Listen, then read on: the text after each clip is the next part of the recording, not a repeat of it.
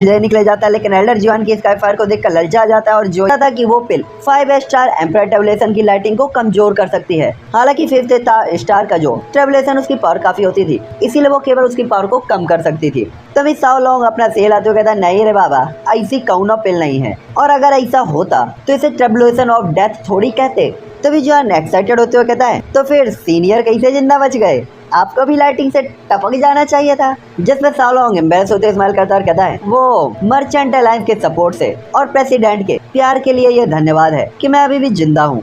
साथ ही मुझे एक हाई क्वालिटी का इनर आर्मर मिल गया था, जिससे मैं सरवाइव कर गया, वरना मैं भी जिंदा नहीं रह पाता। जिसके बाद वो तुरंत ही कहता है, ये बहुत अच्छा होगा अगर ऐसी कोई पिल हो, तो वास्तव में लोग इसको बहुत ज्यादा खरीदेंगे। यहाँ तक कि अगर होती तो मुझे नहीं पता वो कितनी कीमती होती। और ऐसा कहते हुए जोयान साओ लोंग की तरफ देख रहा था। सीधा सीधा भाई, ये डायरेक्ट नहीं इनडायरेक्ट पूछ रहा है कि भाई इसकी भी कीमत बता दे यार।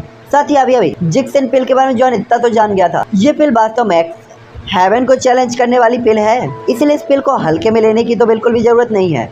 तभी साओ लोंग काफी अलर्ट तरीके से जॉन को देखता है, लेकिन जॉन के चेहरे पर अफसोस को देखकर वो ध्यान देना बंद करते हुए कहता है, अगर वास्तव में ऐसी पिल होती तो मुझे डर है कि मैं भी इसकी कीमत का अंदाजा नहीं लगा सकता, यहाँ तक कि सीनियर भी इसका अंदाजा नहीं लगा सकते। तभी जॉन कहता है, क्या आप भी अंदाजा नहीं लगा सकते? तभी साओ लोंग कहता है, वास्तव में अगर ऐसी कोई पिल होती तो उसका ग्रेड वीक नहीं होता, साथ ही उसके इंग्रेडिएंट भी काफी ज्यादा रेयर हो सकते हैं, साथ ही उसे काफी ह्यूज क्वांटिटी में रिफाइन करना भी इम्पॉसिबल होता। इसीलिए लोगों को जरूरत ज्यादा होती लेकिन पिल कम होती, तो लोग इसके लिए कंपटीशन करते और ये पिल वैसे ही अपनी कीमत को आसमान तक पहुंचा देती। और इस टाइम पे आखिरकार साओ लोंग ऑक्शन हाउस का पर्सन था, बंदे को बात करना तो आता ही था और चीजों को समझाना। दूसरी तरफ वो लोग धीरे धीरे बात करते तभी साओ लोंग को समझ में आ जाता है कि अब बातचीत टॉपिक के बाहर जा रही है, जिसका मतलब था जॉन को जो समझना था वो उसने समझ लिया। दूसरा जॉन और भी ज्यादा इन्फॉर्मेशन के लिए बॉस तू से और भी इन्फॉर्मेशन चाहता था। साथ ही जॉन चाहता था कि वो बोले, तू मुझे थोड़ा और बता दे, पर जोयान को पता था अगर वो ऐसा कहेगा तो लोगों को उसके ऊपर शक हो सकता है कि ये इतना पूछताछ काहे कर रहा है। तभी साओ लोंग कहते हैं, ठीक है बॉस तू मेरा फ्रेंड अभी भी कुछ मेडिसिनल इंग्रेडिएंट खरीदना चाहता है, इसलिए हम अब आपको और परेशान नहीं करेंगे, बहुत बहुत धन्यवाद। और ऐसा कहते हो साओ लोंग खड़ा होकर उन्हें ग्रीट करता है। ये देखकर बॉस तू तुरंत ही कहते हैं, ले जियांगली यार, इतना पोलाइट होने की कोई जरूरत नहीं है, हम लंगोटिया यार हैं बे, तुम्हारा और तुम्हारे दोस्त का किसी भी टाइम पे वेलकम है। साथ ही ये यंग मास्टर को अगर कोई पिल रिफाइन करनी है तो मुझे लगता है इसे छोटी छोटी दुकानों में जाना चाहिए, वहाँ पे चीजें काफी सस्ते में मिल सकती हैं। जिसके बाद बॉस तू जो यान की बातों के बारे में ही सोच रहा होता कि क्या सच में ऐसी कोई पिल है जो कोई को तुरंत ही रिकवर कर सकती है। तभी जॉन कहता है, समझ गया, और इसके बाद वो बॉस तू को ग्रीट करते हुए वहाँ से निकल जाता है। लेकिन तभी जो यान उसके साथ नहीं जाता। ये देखकर साओ लोंग तुरंत कहता है, कुछ और भी रह गया है क्या भाई? तभी जॉन कहता है, मेरे पास ज्यादा पैसे नहीं है और मैं इंग्रेडिएंट्स की कीमत भी नहीं जानता जिन्हें मैं खरीदना चाहता हूँ। जिसके बाद जॉन बात करते हुए काफी सारी इटर्नल पिल्स को निकालता है, 1 स्टार का मैजिकल कोर निकालता है। साला इसे अब्सॉर्ब कर लिया था ना बे, फिर किसी को मार दिया क्या? खैर अपन को क्या है। जिसके बाद अपना ठरकी निकालता है 4 स्टार डाउडी लेवल के मैजिकल बीच की डेड बॉडी। साथ ही कुछ है हीलिंग पिल भी जॉन निकाल देता है, जिसे उसने चैनमो माउंटेन रेंज में रिफाइन किया था। जिसके बाद जॉन कहता है, क्या इनको पैसों में बदला जा सकता है? तभी बॉस तो जो यान के इन चीजों को देखता है तो काफी हैरान होता है और उसका चेहरा तुरंत ही साओ लोंग की तरफ जाता है। तभी साओ लोंग ऑर्डर करते हुए कहता है, अरे बॉस तो उसी कीमत में ले लो जिस कीमत में तुम इसे बेच सकते हो। तभी अपना ठरके कहता है, अरे नहीं, आप जिस कीमत में इसे बेचना चाहते हैं उससे 20% छूट के साथ आप मुझसे खरीद लो। हालांकि जॉन को पैसे की जरूरत थी, लेकिन वो लालच नहीं करना चाहता था। ये सुनकर ले साओ लोंग भी अपना सिर हिला देता और बॉस तो तुरंत ही सिर हिलाते हुए एक एक करके चीजें हटा देते हैं और 10,000 सोने के सिक्के निकालकर जोयान को दे देते हैं। जिसपे जोयान वस्तु को काफी ग्रेटफुल तरीके से देखते हुए स्माइल करता है। जिसके बाद जोयान पिल वर्कशॉप को छोड़कर ऊपर चले जाते हैं, मतलब अगले फ्लोर पे चले जाते हैं, ऊपर मतलब अलग वाला नहीं। जिसके बाद सेन लाओ सेंग कहते हैं, चलो सांग मैंग के मेडिसिनल स्टोर पर चलते हैं जहाँ मेडिसिन इंग्रेडिएंट मिल जाएंगे। जिसपे जुआन भी एग्री हो जाता है और इसके बाद साओ लोंग जुआन को 8th फ्लोर पर लेके जाता है और यहाँ पे मेडिकल मटेरियल स्टोर ने लगभग 8वीं मंजिल के 1/4 हिस्से में कब्जा कर रखा था। मतलब 3 पार्ट में बाकी सब हैं और 1 पार्ट में ये अकेले। और तू यूडान की तरह इस मेडिसिनल इंग्रेडिएंट का जो मैनेजर था वो भी तुरंत ही काफी रिस्पेक्टेड वे में बाहर आता है और ले जियांगी का व्यक्तिगत तौर पर वेलकम करता है। अरे जहाँपना पधारिए, अगर कौनो काम था तो किसी को भेज देना था या हमको ही बुला लेते, आपको आने की क्या जरूरत थी? और सेम पंच लाइन साओलोंग यहाँ पे चिपकाता है, ये मेरा फ्रेंड है और ये आपसे कुछ लेना चाहता है। ये सुनकर वो बंदा तुरंत ही कहता है मेडिसिनल इंग्रेडिएंट। यंग मास्टर आप बस बताएं आपको क्या चाहिए। तभी साओलोंग कहता है तुम्हें जो कुछ भी इंग्रेडिएंट चाहिए बॉस क्यू को बता सकते हो। तभी जॉन कहता है मैं पूछना चाहता हूँ कि क्या ये इंग्रेडिएंट आपके यहाँ पे बेचे जाते हैं और इनकी कीमत कितनी होगी। जिसके बाद जोयान 2 रैंक 2 के पिल के कुछ फॉर्मूले याद करता है और उनके इंग्रेडिएंट, क्योंकि जॉन प्रेजेंट टाइम की पावर के साथ केवल रैंक 2 के ही पिल को रिफाइन कर सकता था, जिसमें एक ब्लड कोई पिल होती है और एक किंगलिंग पिल होती है। जिसके बाद जोयान कहता है पहली चीज मुझे चाहिए एकाग्रता फूल, फिर चाहिए मिंगे फ्लावर, फिर है किंगलियन फ्रूट, लिंगमी ग्रास, जूलिंग ब्रांच, ब्लड कंडेंसिंग फ्रूट, छुहारा शाखा यानी छुहारा ब्रांच, ब्लड स्पिरिट ब्रांच, फिर है एम्परर ब्लड ग्रास। और ऐसा कहते हुए जॉन सभी इंग्रेडिएंट को बता देता है। साथ ही याद करते हुए बॉस कोई या क्यों तुरंत इन्हें लिख लेते हैं, क्योंकि ये सभी लो ग्रेड के इंग्रेडिएंट थे और उनके बैंक में ये सभी थे। जिसके बाद वो बताते हैं कीमत छुहारा ब्रांच, जू लिंगजे, एम्परर ब्लड ग्रास, इनकी कीमत 1 ड्रैगन टेल है यानी ड्रैगन गोल्ड कॉइन, और इन सभी की कीमत केवल 1 ही ड्रैगन पैटर्न कॉइन है। लेकिन जुंगली ब्रांच इसके लिए आपको 5 ड्रैगन टेल देने हैं। साथ ही एक ड्रैगन टेल में ये 10 पौधे आपको मिलेंगे यानी 10 हब। तो मैं सरप्राइज हूँ आपको कितने चाहिए। ये सुनकर तो जॉन काफी ज्यादा हैरान हो जाता है, उससे उम्मीद नहीं थी किंगलिन पिल और ब्लड कोई पिल के लिए जो इंग्रेडिएंट की उसे जरूरत थी वो इतने ज्यादा सस्ते थे, और केवल एक जोड़ी इंग्रेडिएंट की कीमत 9 ड्रैगन टेल्स थी। और जहां तक जोयान को पता था तो साओलोंग के हिसाब से इस पिल की एक बोतल को 100 ड्रैगन टेल्स में बेचा जाता था। यहाँ तक कि ब्लड कोई पिल की कीमत केवल 4 ड्रैगन पैटर्न कॉइन थे या कि टेल्स, और अगर ब्लड 3 पैटर्न ब्लड रिकवरी पिल की कीमत का हिसाब लगाया जाए तो वो 30 या कि 40 ड्रैगन पैटर्न कॉइन में बेची जाती थी, जिसका मतलब था कम खर्चा और फायदा ज्यादा। साथ ही यहाँ के इंग्रेडिएंट भी काफी सस्ते थे, जो जॉन के लिए काफी बड़ा प्रॉफिट थे। इसलिए जॉन याओ क्लैन को खोलने के मामले को साइड में रखता है और पिल रिफाइनमेंट में अपना ध्यान केंद्रित करने के बारे में सोचता है। जिसमें से सबसे फर्स्ट पिल जॉन रिफाइन करना चाहता था किंगलिन पिल और ब्लड रिकवरी पिल, जो कि उसे काफी प्रॉफिट दे सकती थी। साथ ही जोयान को बहुत जल्दी रैंक 5 तक पहुंचना था, क्योंकि उसे रैंक 5 की पिल को रिफाइन करते हुए मैरो पिल को जो रिफाइन करना था। तभी जॉन कहता है मेरे पास केवल 1,10,000 गोल्ड कॉइन है, और जॉन बस यही सोच रहा होता है कि वो कितने जोड़े पिल के खरीद सकता है। दूसरी तरफ साओलोंग इसमें कोई भी इंटरफेयर नहीं करता, लेकिन जोयान को गोल्ड कॉइन की बात करते हुए देखकर वो तुरंत ही कहता है मिस्टर, अगर तुम गोल्ड कॉइन का यूज करते हो तो तुम्हें टैक्सेस में छूट मिल सकती है और तुम 10% बचा सकते हो। ये सुनकर तो जॉन थोड़ा सा और हैरान होता है कि अच्छा बाबा ऐसा है का। जिसके बाद जोयान किंगलिन पिल के 65 सेट मतलब 65 और ब्लड कोई पिल के 40 सेट खरीद लेता है, और इसके बाद बार मोल के होते हुए वापस आता है। तभी साओलोंग जोयान की तरफ देखते हुए कहता है क्या मिस्टर जोयान के पास रहने की कोई जगह है, और इस टाइम पे उन लोगों ने पिल मार्केट को छोड़ दिया होता है। तभी जॉन अपना सिर हिलाता है। तभी साओलोंग कहता है ठीक है, तो अगर तुम्हें मेरे बेटे से कोई प्रॉब्लम नहीं है तो हमारे ऑक्शन हाउस के शराब खाने में जाना कैसा रहेगा। वहाँ की सिचुएशन खराब नहीं है, माहौल भी काफी शांत है, साथ ही ताओबाओ मार्केट से ये काफी नजदीक भी है, और अगर तुम वहाँ पे मेडिसिनल पिल्स को रिफाइन करना चाहते हो तो मैं सच कहता हूँ जगह अच्छी है। जिसपे जोयान भी सिर हिला देता है, क्योंकि इस टाइम पे देर हो रही थी, जुक्सी सिटी में अंधेरा हो रहा था और उसे पता नहीं था कि कहाँ रुका जा सकता है। जिसके बाद दोनों ही लोग बारमोल का यूज करते हुए मर्चेंट अलायंस लैब के एरिया में पहुंच जाते हैं। साथ ही बारमोल के बाहर बहुत ही करीब ऑक्शन हाउस था, इसलिए ले साओलोंग जॉन को ऑक्शन हाउस में ले चलता है, और कुछ 100 मीटर बाद वो एक कोने में मुड़कर बारमोल क्या पढ़ रहा हूँ मैं ऑक्शन हाउस के बैक यार्ड में आ जाता है, जो कि काफी बड़ा होता है। साथ ही यहाँ पे एक 3 मंजिला इमारत थी। साथ ही हर मंजिल के सामने एक छोटा सा बालकनी एरिया होता है, जो काफी सुंदर और शांत था। जिसके बाद ले साओलोंग जोयान के रहने के लिए वहाँ पे एक व्यवस्था बना देते हैं, और जाने ही वाला होता है कि वो कहता है यंग मास्टर जोयान आप पूरी तरीके से चिल होकर यहाँ रह सकते हैं। अगर आपको किसी भी चीज की जरूरत है तो मुझे ढूंढने के लिए सीधा ही ऑक्शन हाउस में आए, और अगर मिस्टर जोयान बुरा न माने तो मैं कह सकता हूँ कि यंग मास्टर द्वारा रिफाइन किए गए पिल को वो हमारे दासांग ऑक्शन हाउस में बेचा जा सकता है। ये सुनकर जॉन सिर हिलाता है और स्माइल करता है, क्योंकि जॉन जिन पिलों को रिफाइन करना चाहता था वो ऑब्वियसली बेचने के लिए ही था, इसलिए वो उसे सौंप सकता था ये काम, क्योंकि अगर ये सबसे बड़े ऑक्शन हाउस के अंदर जाएंगी तो ये तो जॉन के लिए और भी अच्छा था। जिसके बाद वो एक दूसरे को अलविदा कहते हैं और साओलोंग वहाँ से निकल जाता है, क्योंकि आखिरकार उसे दूसरे मामलों को भी तो रिपोर्ट करना था।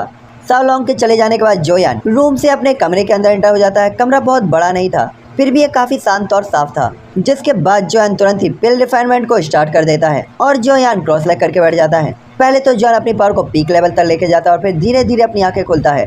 जिसके बाद जॉन अपने हाथ को लहराता और किंगलिन पोशन यानी कि लिक्विड को रिफाइन करने के लिए जो जरूरी इंग्रेडिएंट थे वो बाहर आ जाते हैं, और इन इंग्रेडिएंट से पूरा कमरा भर जाता है। साथ ही यहाँ पे जोयान ने सारे ही फर्नीचर को उठाकर कमरे के एक कोने में रख दिया था और इसके बाद जॉन के पूरे कमरे में केवल इंग्रेडिएंट ही इंग्रेडिएंट फैले हुए होते हैं। जिसके बाद जॉन की उंगली से एक रेड लाइट साइन होती है और जो यान का कंट्रोल वहाँ पे अपेयर होता है। जिसके बाद जॉन उसमें लगाता है आग। साथ ही इस टाइम पे जो ये कुलड्रोन था इसे वुड से बनाया गया था, लेकिन इसकी साइज और ऑरा काफी ज्यादा खतरनाक लग रहा होता है। यहाँ तक कि ये कुलड्रोन जो यान की स्काई फायर को भी झेलने में काबिल थी, जिससे कोई भी पता लगा सकता था। ये इतनी भी इजी नहीं है जितनी ये दिखती है। जिसके बाद जॉन एक येलो स्क्रोल को निकालता है जो कि किंगलिन पिल का स्क्रोल होता है। पिल मतलब नहीं, किंगलिन लिक्विड का। साथ ही किंगलिन लिक्विड को 2 और 3 लेयर में डिवाइड किया गया था। हालांकि इसकी जो रिफाइनमेंट है वो इतनी इजी तो नहीं थी, लेकिन अगर जो यान मेहनत करता तो वो 2 प्रिंट या 2 पैटर्न या 3 पैटर्न या 3 पैटर्न लेवल तक इसे पहुंचा सकता था। साथ ही डेमन एम्पर ने भी इस पिल की काफी ज्यादा तारीफ की होती है इस पिल के स्क्रोल के अंदर, जिससे जॉन ये तो समझ गया था ये सच में काफी अच्छी चीज है। साथ ही जॉन को पैसों की जरूरत थी तो ऑक्शन हाउस में इसे बेचने का यूज जॉन कर सकता था। तो उसके लिए जॉन याद करता है कि साओलोंग ने कहा था पैटर्न 1 की एक बोतल 100 ड्रैगन टेल्स में बेची जा सकती है, जिससे जॉन को काफी मुनाफा होने वाला था। तो जो यान चुपचाप सामग्रियों को निकालकर अपनी पिल रिफाइनमेंट को स्टार्ट कर देता और ज्यादा नहीं सोचता। साथ ही जॉन की फ्लेम की अपेयर होती है, आसपास का जो कोल्ड वो होता है टेम्परेचर वो बढ़ जाता है। साथ ही यार्मो कुलड्रोन उसके अंदर जॉन की फ्लेम तुरंत ही एक्टिवेट हो जाती है। जिसके बाद जॉन इंग्रेडिएंट को एक एक करके कुलड्रोन के अंदर डालने लगता है और कुलड्रोन उन्हें स्वैलो करके रिफाइन करने लगता है। हालांकि जॉन ध्यान को कॉन्सेंट्रेट करने वाला था, लेकिन थोड़ी सी लापरवाही के साथ जॉन की फ्लेम अनकंट्रोल होकर उन सभी इंग्रेडिएंट्स को जला देती है। हालांकि जॉन की एल्केमी की टेक्निक को देखते हुए लो ग्रेड के इंग्रेडिएंट को रिफाइन करना मुश्किल नहीं था, लेकिन पहली बार में टेम्परेचर इधर उधर हो ही जाता है। लेकिन इससे जॉन डिमोटिवेट बिल्कुल भी नहीं होता और अगला इंग्रेडिएंट निकालकर फिर से डाल देता है। और कुछ और इंग्रेडिएंट को बर्बाद करने के बाद जॉन ने आखिरकार टेम्परेचर को कंट्रोल करना सीख लिया होता है। जिसके बाद जॉन एकाग्रता फ्लावर यानी कॉन्सेंट्रेशन फ्लावर को फ्लेम में फेंक देता है और टेम्परेचर को वो करता है, वो क्या कहते हैं, वो कंट्रोल करता है। अबे वो क्या होता है, कंट्रोल होता है वो। जिसके बाद जो यान धीरे धीरे उसे रिफाइन करता है और रिफाइनमेंट की स्पीड को बढ़ा देता है। जिसके बाद जॉन कुछ टाइम के लिए तो कुछ रिफाइनमेंट में अनसक्सेसफुल होता है, लेकिन इन 65 सेटों में से जॉन ने काफी सारों को रिफाइन कर लिया था और कुछ ही घंटों में वो भी। साथ ही कुलड्रोन के ऊपर हरा कलर का लिक्विड तैर रहा होता है जिसे जो यान ने रिफाइन किया था। जिसके बाद जो यान की दर्जनों जड़ की बोतलें सामने उड़ जाती हैं और वो सभी दर्जनों जड़ की बोतलों के अंदर भरने लगता है। जिसके बाद जॉन एक लंबी सांस लेता है कि चल भाई आखिरकार हमने रिफाइन तो कर लिया। साथ ही उसकी फ्लेम कंट्रोल एबिलिटी में भी काफी अच्छा इजाफा हुआ था और उसमें काफी सुधार था, लेकिन फिर भी अभी जॉन को रिफाइनमेंट करने में काफी टाइम लगता था। जिसके बाद जॉन कहता है अगली इंग्रेडिएंट है मैंग हुआ यानी कंडेंस्ड फूल और मिंगे फ्लावर, कंडेंस्ड फ्लावर और मिंगे फ्लावर जो कि लो ग्रेड के इंग्रेडिएंट थे। जॉन पहले एक एक करके सभी इंग्रेडिएंट को रिफाइन कर रहा है, समझे। जिसके बाद जॉन उन्हें तुरंत ही रिफाइन कर लेता है।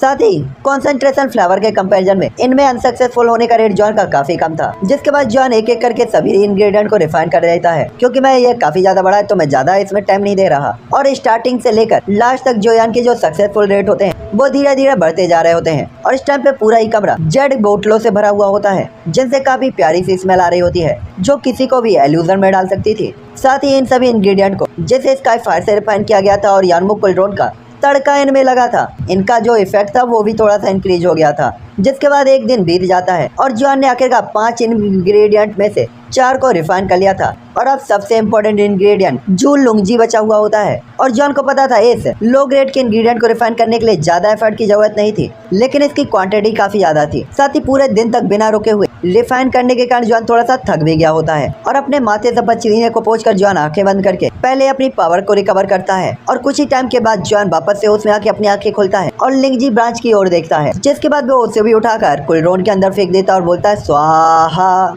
और ये आखिरी इंग्रेडिएंट था क्योंकि किंगलिन लिक्विड के लिए जो 5 हर्ब्स थे उनमें से 4 जॉन ने रिफाइन किए थे, जिसमें concentration flower, condensing flower, night flower, लिंगजी ग्रास, इन्हें जॉन ने पहले ही रिफाइन कर लिया था। साथ ही इन सभी के अंदर की एनर्जी काफी अलग अलग होती है। हालांकि जैसे ही जॉन ने जू लुंगजी को कुलड्रोन के अंदर डाला था, कुलड्रोन का टेम्परेचर अचानक से बढ़ गया था और ब्लास्ट के साथ ये बर्बाद हो जाती है। जिससे जॉन समझ गया था इसे रिफाइन करना इतना भी आसान नहीं है और बाकियों के कंपेरिजन में इसे रिफाइन करना कठिन ही है। साथ ही कुछ टाइम और बर्बाद करने के बाद जॉन आखिरकार इसके टेम्परेचर को भी कंट्रोल करना सीख जाता है और इसे रिफाइन करना स्टार्ट कर देता है। हालांकि जॉन के कुलड्रोन के अंदर बीच बीच में एक आध बार बूम की आवाज आ जाती थी, लेकिन लगातार 2 दिनों के रिफाइनमेंट के बाद जॉन ने आखिरकार सभी लिक्विड रिफाइन कर लिए होते और सभी इंग्रेडिएंट, और अगला टाइम था अब इन सभी इंग्रेडिएंट और लिक्विड्स को एक साथ फ्यूज करने का। हालांकि इस लिक्विड का जो फ्यूजन था वो पिल की तरह बिल्कुल भी नहीं होता। हालांकि यहाँ पे सभी इंग्रेडिएंट लिक्विड में रिफाइन हो चुके थे, लेकिन इनके जो एट्रीब्यूट थे वो पूरी तरीके से जुड़े हुए थे और इसे रिफाइन करने के 4 चरण थे, जिसमें जॉन को एक एक करके इन सभी को उन सभी से मिलाना था और अंत में जुंगली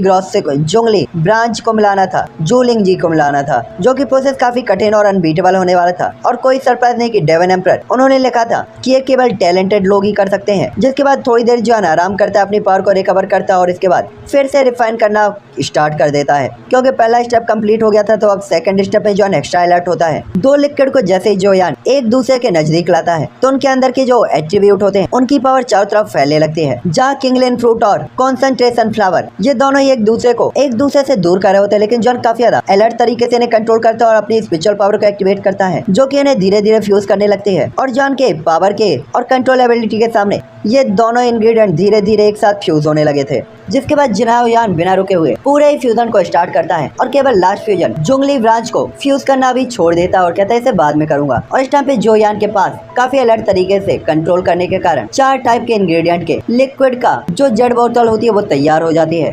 साथ ही इनके अंदर की स्मेल भी काफी ज्यादा अट्रैक्टिव होती है। साथ ही इनके अंदर की जो स्मेल इनकी रिचनेस को बता रही होती है। साथ ही फर्स्ट ग्रेड का कोई अल्केमिस्ट ऐसी पिलो को रिफाइन कर सकता था या कि ऐसे लिक्विड को। जिसके बाद जॉन शांत होता है क्योंकि अब 4 लिक्विड पूरी तरीके से फ्यूज हो चुके थे। तो अब आखिरी स्टेप था जूलिंग जी को इसके साथ फ्यूज करना। इसलिए जॉन अपने फ्लेम के साथ फ्लेम की 2 वॉल बनाता है और इन दोनों लिक्विड को एक साथ फ्यूज करना स्टार्ट कर देता है। और जैसे ये दोनों लिक्विड एक दूसरे के नजदीक आते हैं तो दोनों के बीच उनकी एनर्जी एक दूसरे को कोलैप्स या सप्रेस करने लगती है और ये एक दूसरे से फ्यूज हो ही नहीं रहे थे। जिससे जॉन को लगता है कुछ तो गड़बड़ है रे बाबा। इसलिए जॉन दोनों को ही अलग कर देता है। साथ ही जॉन को पता था फर्स्ट टाइम सबके लिए कठिन होता है। यहाँ राइटर कहना क्या चाहता है भाई? हाँ वैसे कहा तो उसने सही है, फर्स्ट टाइम सबके लिए कठिन होता है, चाहे वो किसी भी चीज के लिए हो। समझ रहे हो ना? फर्स्ट टाइम कोई चीज स्टार्ट करो, रीड पढ़ना या भी कुछ, तो कठिन होता है। धीरे धीरे आदत हो जाती है, फिर तो अपने लिए नॉर्मल हो जाता है। जिसके बाद जॉन अपने आप को एक्स्ट्रा फोकस करता है और स्पिरिचुअल पावर को एक एक करके पूरी तरीके से दोनों ही लिक्विड के साथ फ्यूज करता है। और जॉन के हाथ के प्रिंट तेजी से बदल रहे होते हैं और धीरे धीरे जॉन उन बॉल्स को धक्का दे रहा होता है जिससे वो एक साथ फ्यूज हो रही होती हैं। और उनके एक साथ फ्यूज हो जाने के बाद जॉन एक लंबी सांस छोड़ता है। हो गया। जिसके बाद जॉन कहता है किंगलिंग लिक्विड आखिरकार मैंने तुम्हें रिफाइन कर ही लिया। और जॉन उसे एक जेट की बोतल के अंदर डाल देता है क्योंकि ये जॉन का पहला सक्सेसफुल फ्यूजन था।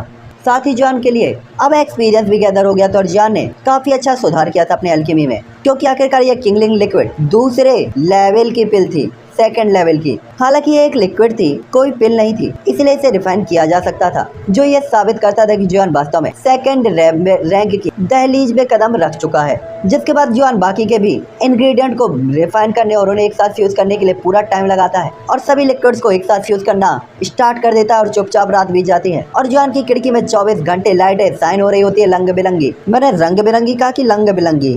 खैर छोड़ो, मैं भी तोतला आदमी। और जैसे जोयान सभी बैच को फुलफिल कर लेता है और रिफाइन कर लेता है तो कुलरोन से फ्लेम को भी गायब कर देता है और सभी जेड की बोतल्स को स्टोरेज रिंग के अंदर रख लेता है। इस टाइम पे जोयान के पास टोटल जितनी जो ने रिफाइन की थी किंगलिंग लिक्विड की 30 प्लस से ज्यादा बोतल्स होती हैं। जिसके बाद जॉन आंखें बंद करता है और ब्लड स्प्रेड आर्ट को कल्टीवेट करना स्टार्ट कर देता है, जिससे जॉन की बॉडी के चारों तरफ ब्लड मिस्ट फैलने लगती है और जो युमिंगलिंग एक बार फिर गायब नहीं होता बल्कि वो वहीं पर रहता है। साथ ही ब्लड स्प्रेड टेक्निक को कंप्लीट करने के बाद जॉन काफी फ्रेश फील कर रहा होता है। साथ ही उसने फील किया था कि इस बार उसकी स्पिरिचुअल पावर में कोई खास सुधार नहीं हुआ था, जिससे जॉन कहता है वास्तव में जैसा कि ब्रदर किंग हावरान ने कहा था, इसका कल्टीवेशन करना वास्तव में अच्छा है, लेकिन अगर किसी ने घोस्ट को फॉलो नहीं किया तो उसे इससे ज्यादा फायदा नहीं होगा। जिसके थोड़ी देर बाद जॉन आंखें खोलते हुए आगे बढ़ता है और उसी टाइम पे धीरे धीरे गेट को ओपन करता है, क्योंकि अब जॉन ने किंगलिंग लिक्विड को रिफाइन कर लिया था, इसीलिए वो ऑक्शन हाउस में जाकर साओ लोंग को ढूंढने जा रहा था और इसे देने जा रहा था। जिसके कारण जॉन सड़क पे चल रहा होता और टाइम टाइम पर लाइटिंग्स की आवाज जॉन सुन सकता था। साथ ही जुक्सी सिटी में पिछले कुछ दिनों के दौरान जोयान को अब इन आवाजों की आदत हो गई होती है। साथ ही मैं बता दूं कि पिल लाइटिंग क्यों नहीं हुई, क्योंकि जॉन ने कोई पिल नहीं बनाई है, उसने लिक्विड रिफाइन किया है। समझे बाबू मोसाई? साथ ही टाइम पे जॉन थोड़ा सा अलर्ट होता है और डायरेक्ट ऑक्शन हाउस के अंदर नहीं जाता, बल्कि वो एक हिडन कपड़े खरीदता है और बांस की एक टोपी। जिसके बाद जॉन एक ऐसी जगह ढूंढता है जो सुनसान होती है और वहाँ पे जॉन कपड़े बदल सकता था और उसे कोई नहीं देखता था।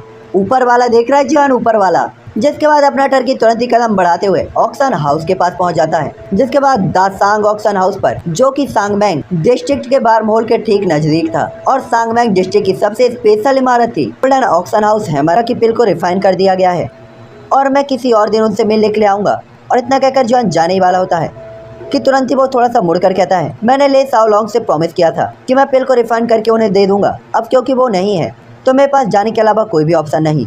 तभी एक अचानक आवाज आती है, यंग मास्टर क्या आप ले जियांगली को ढूंढ रहे हैं? और जैसे जॉन कदम उठाकर बस बाहर जाने ही वाला था, एक एक्सट्रीमली प्यारी सी मीठी सी कोयल जैसी आवाज आती है और इस आवाज को सुनकर स्टाफ के उस पर्सन का इंप्रेशन बदल जाता है और वो जल्दी से उन्हें ग्रीट करते हुए कहता है, मिस आप।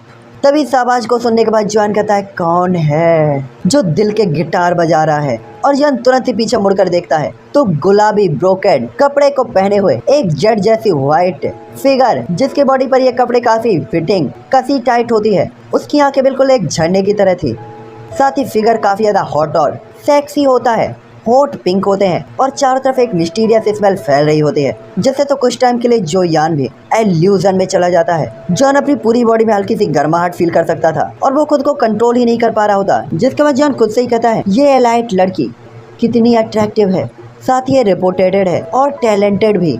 और इस टाइम पे कुछ देर तक देखने के बाद जोयान किसी अननोन रीजन के साथ ही बस चाह रहा होता है कि ये उसकी हो जाए। हालांकि तभी वो लड़की अचानक से खांसती है और वो देखती है कि जोयान बस उसे ही देखे जा रहा है। साथ ही उसकी खांसी के साथ जो सिर नीचे करके देखता है और बांस की टोपी का जॉन के मिस्टर मैं आपको जानती हूँ, आप जियो कोई केवल मेडिसिन को रिफाइन कर सकता है, तो क्या वो जोयान हो सकता है जैसे पूरे ही मर्चेंट अलायंस को तलाश है, जिसकी तलाश पूरे ही मर्चेंट अलायंस को है। साथ ही जानी की आंखों में थोड़ी सी निराशा भी होती है।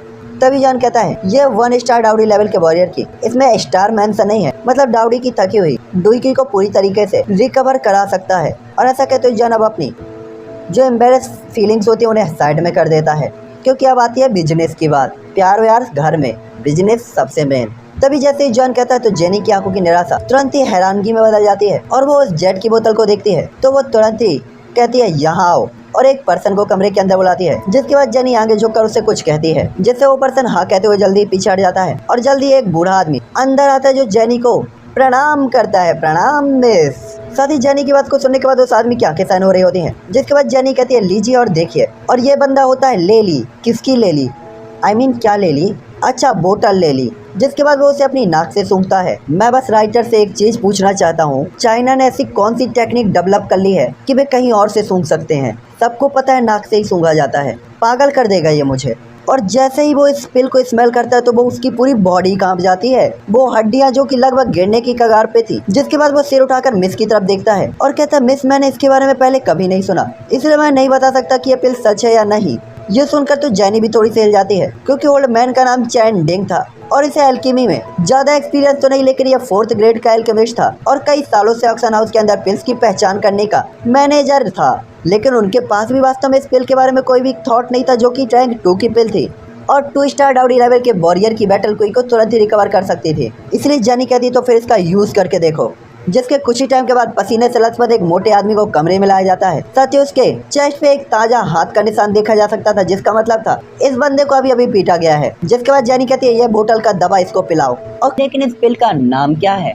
साथ ही वो दिल में काफी एक्साइटेड होती है। जिस पे जॉन कहता है, Kinglin liquid 1 pattern Kinglin liquid. जिस पे जेनी कहती तो क्या ऐसा हो सकता है कि ये 2 पैटर्न और 3 पैटर्न भी हो, जिसमें वो थोड़ी सी घबराई हुई भी होती है। तभी जॉन थोड़ा सा एम्बेरस होता है और कोई भी कमिटेड आंसर नहीं देता। साथ ही जॉन को समझ नहीं आ रहा था कि वो जेनी के सामने इतना झिझक क्यों रहा है। शायद ये इसलिए था क्योंकि वो फर्स्ट टाइम जेनी से मिला था और जेनी की ब्यूटी के सामने वो अपनी ड्यूटी भूल गया था और ये भी भूल गया था कि उसकी 2 नहीं 3 वाइफ हो चुकी हैं। यहाँ तक कि जोयान जेनी के अट्रैक्शन से बाहर आने में भी क्या बली हो रहा था और जोयान को अपने सामने एम्बेरस होते हुए देखकर जेनी को थोड़ा सा अपनेपन का एहसास होता है। जो ये बार बार जेनी को अपनेपन का एहसास हो रहा है, मुझे जेनी पे शक हो रहा है। लक्षण ठीक नहीं लग रहे इस लड़की के, पता नहीं किस किस के साथ इसको अपनेपन का एहसास हुआ है। हमारा ठरकी बर्बाद हो जाएगा भाई यहाँ। साथ इस टाइम पे जेनी के थॉट भी धीरे धीरे इधर उधर भटक रहे होते हैं, जिससे वो भी चुपचाप थोड़ा सा शर्माते हुए अपनी नाक को टच करती है और बालों को पीछे करती है। साथ ही वो थोड़ा सा दिल ही दिल में खुश भी हो रही थी। जिसके बाद वो कहती है, यंग मास्टर क्या आप मेरे दासांग ऑक्शन हाउस में एज अ एजेंट इन चीजों को सेल करना चाहेंगे?